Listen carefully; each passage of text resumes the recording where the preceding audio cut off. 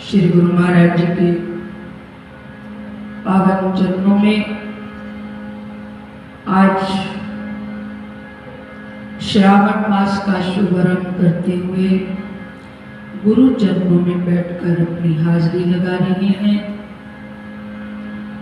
आप सबने आनंद लिया सत्संग का, सबका अपना अपना भाव है। आओ चंद मिनट सत्संग की चर्चा करने से पूर्व गुरबाणी की इन पवित्र पंक्तियों का गायन और श्रवण मिलकर करें। सावण सरसी कामणी चरण कमल से प्यार, मन तन रता सच एको नाम आधार, बिख्या रंग कुड़ाव्या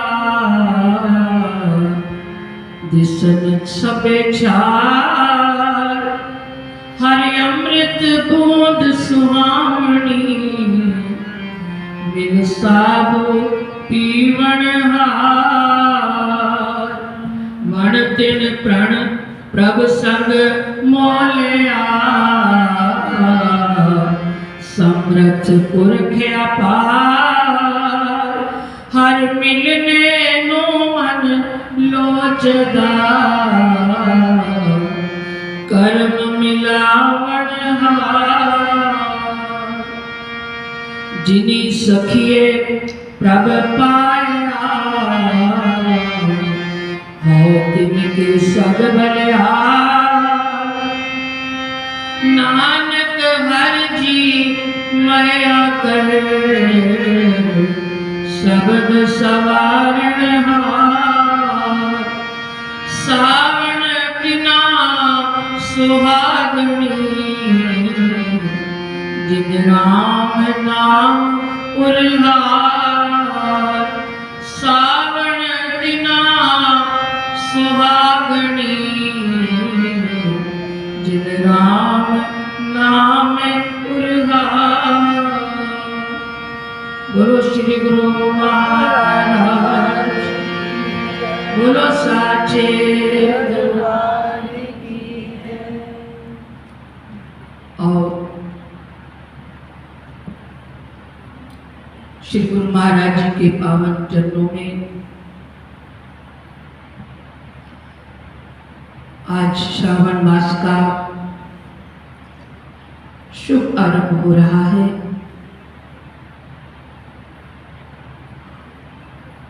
भगवान भोलेनाथ का ये महीना है, बड़ा पावन ये महीना है। जीवन का हर दिन हमें कुछ संदेश देता है। गुरबाणी की इन पवित्र पंक्तियों में ये वर्णन आखिर का ये जो पंक्ति मैंने पढ़ी, उस एक पंक्ति के अंदर थोड़ा विचार करने की बात है। श्रावण तिना सुहागनी जिन राम नाम उरहार। पता है ना आपको, इस महीने में पंजाब का एक त्योहार भी रहता है जिसको तीज का पावन दिन मनाया जाता है। सुहागने श्रृंगार करती है, मां गौरा का पूजन करती है। वास्तव में हम सत्संग में बैठकर दुनियावी विचार को एक तरफ रख के आध्यात्मिक दृष्टिकोण से महापुरुषों के द्वारा गुरबाणी में अंकित इन पंक्तियों का भाव अर्थ क्या है?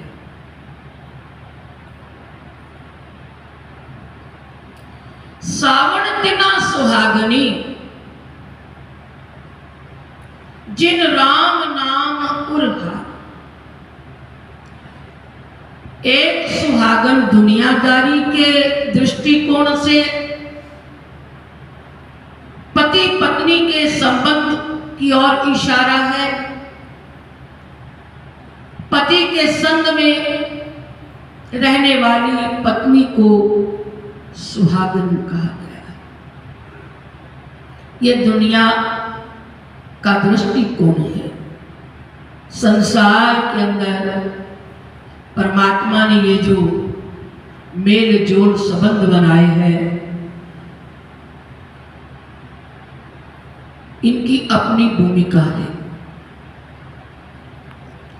और सत्संग में बैठकर हमने उस भूमिका को सामने रखना है। सावन तिना सुहागनी, जिन राम नाम उरहा। इस आध्यात्मिक दृष्टिकोण से सत्संग में बैठकर सुहागन किसको कहा गया है? सुहागन कौन है? पहले इसका चिंतन करें।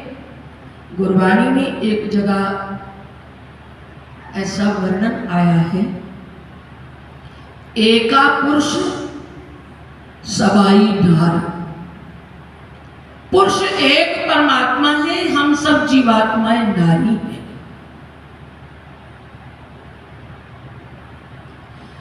और हर नारी को अपने पति के पास पहुंचना है। हर जीवात्मा का अंतिम लक्ष्य क्या है? परमात्मा है। उस तक जाने के, पहुंचने के सबके अलग अलग रास्ते हो सकते हैं। कोई प्रेम के रास्ते पर चला हुआ है, बस उसके साथ प्रेम है। कोई ज्ञान मार्ग का अनुरागी है। कोई कर्म योग पर चल करके उस परमात्मा की बात कर सकता है। लेकिन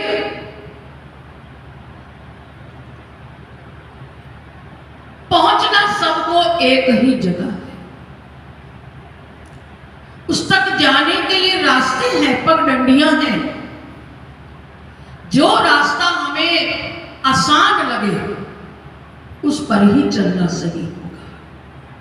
आप आश्रम में आए, गुरु दरबार में आए, अलग अलग रास्तों से आए। मंजिल सबकी यहां पहुंचना था। पहुंचने वाला ये देखता है यहां से शॉर्टकट है, ये सीधा है। मकसद तो यहां पहुंचने की बात है।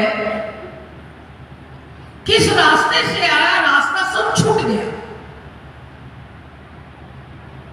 ऐसे ही हमारे महापुरुषों ने जो रास्ते दिए हैं, बताए हैं, उन रास्तों के अंदर चलते चलते हमें भी उस परमात्मा यानी हमारी जो मंजिल है, जिस परमात्मा से बिछड़ी हुई आत्मा संसार में जन्म मरण के चक्र में उलझी हुई है, इसको अपने उद्देश्य तक पहुंचना है।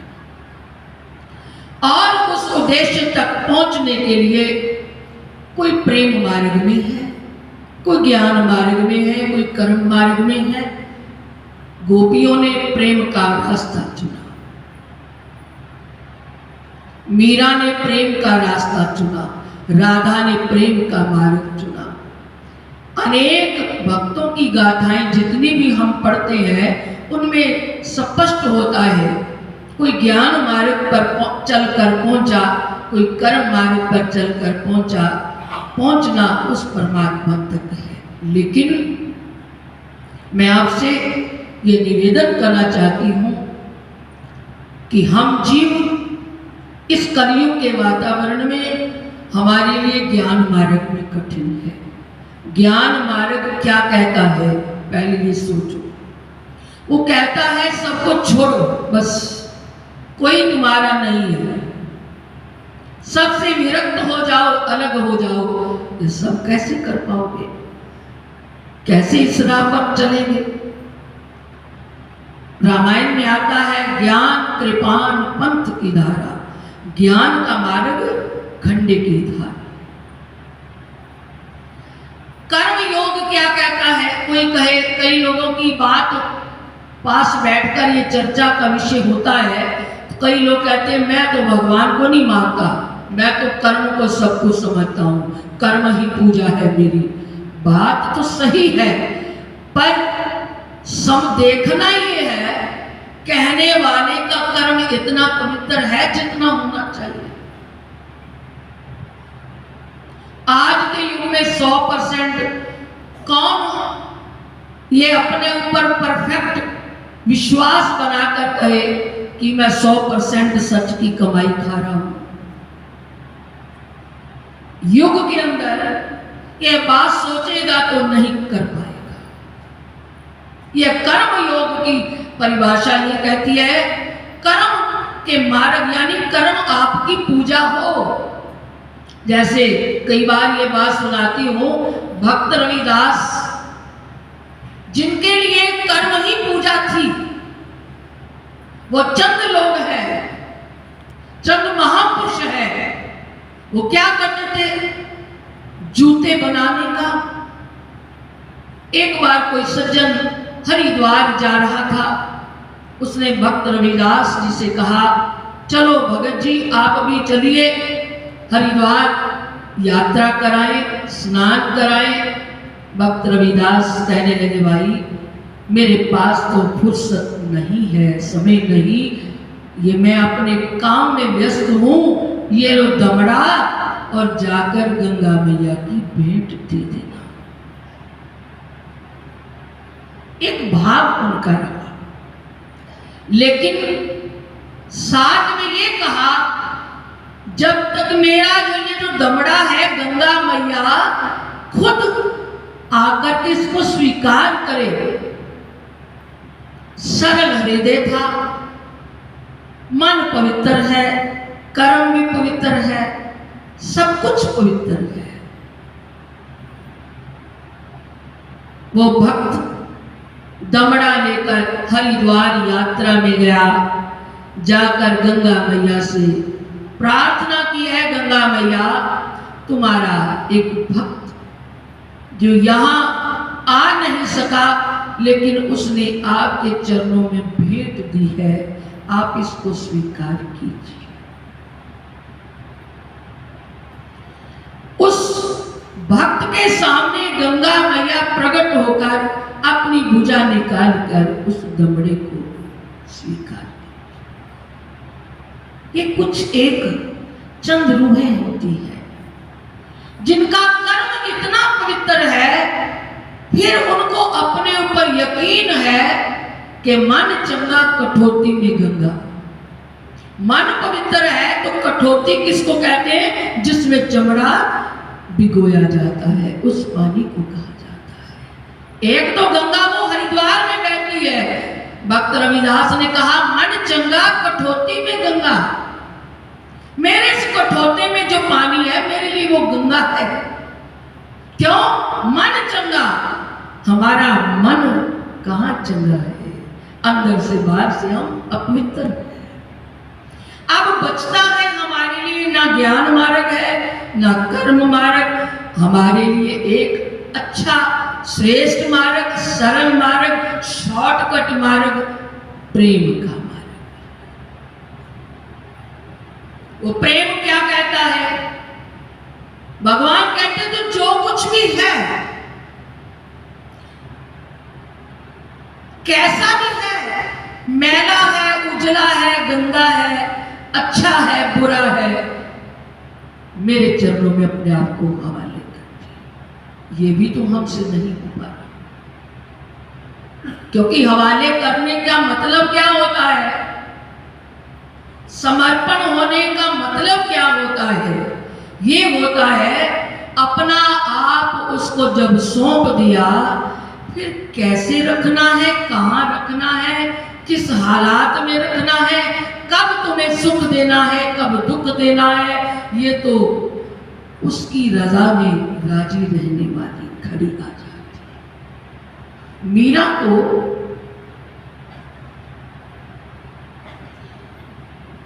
भगवान कृष्ण से ऐसा प्रेम हो गया। प्रेम की शुरुआत कहां से हुई? बचपन में। बचपन में भी नहीं, उसके पूर्व जन्म की ये कथा है। पूर्व जन्म में सुना है मीरा भगवान कृष्ण की एक गोपी थी, और जब उसकी शादी हुई, मां ने कहा बेटा रास्ते में कन्हैया कहीं रास्ते में मिल गया, जब डोली जा रही थी रास्ते में मिला, और वो तुम्हें कहे कि घूंघट उठा,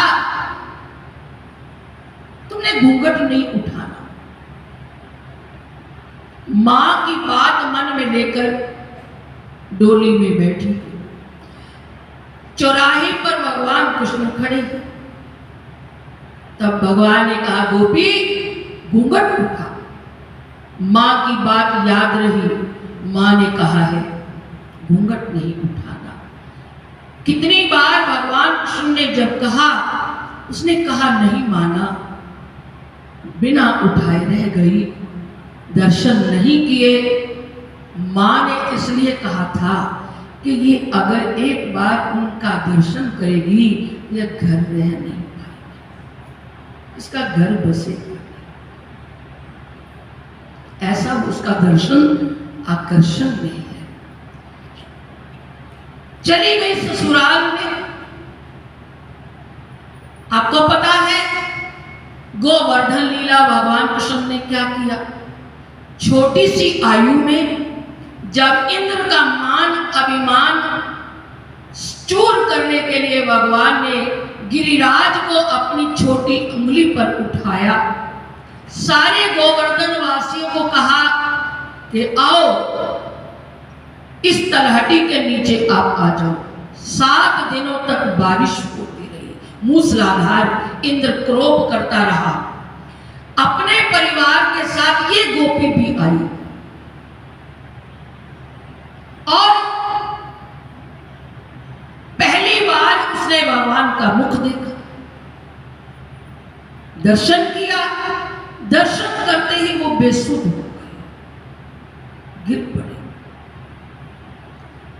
तब भगवान ने कहा इस जन्म में तुमने मेरा तिरस्कार किया, अपमान किया है। मैंने तुम्हें कहा था घूंघट उठा, तुमने नहीं उठाया। अब इस जन्म में मैं नहीं मिलूंगा, इस मुझे मिलने के लिए तुम्हें एक जन्म और लेना पड़ेगा। अगले जन्म में वो गोपी मीरा बनकर आती है, परीक्षा होती गई।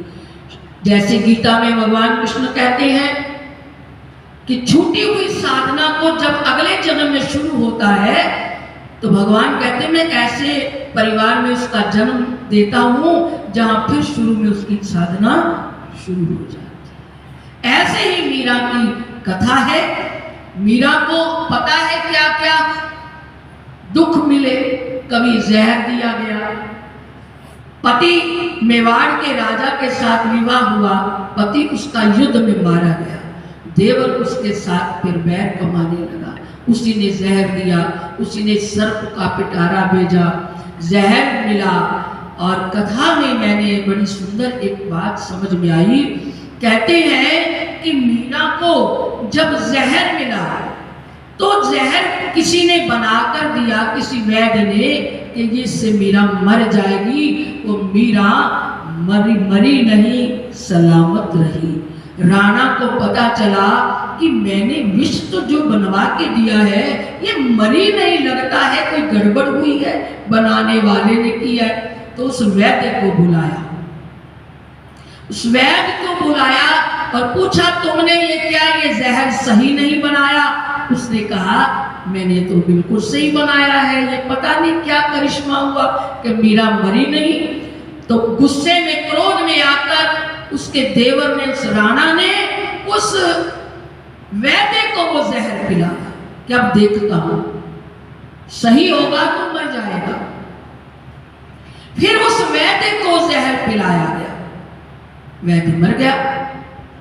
मीरा को जब पता चला इस बात का, कहते सारी रात वो रोई भगवान के सामने, प्रभु ये क्या हो गया,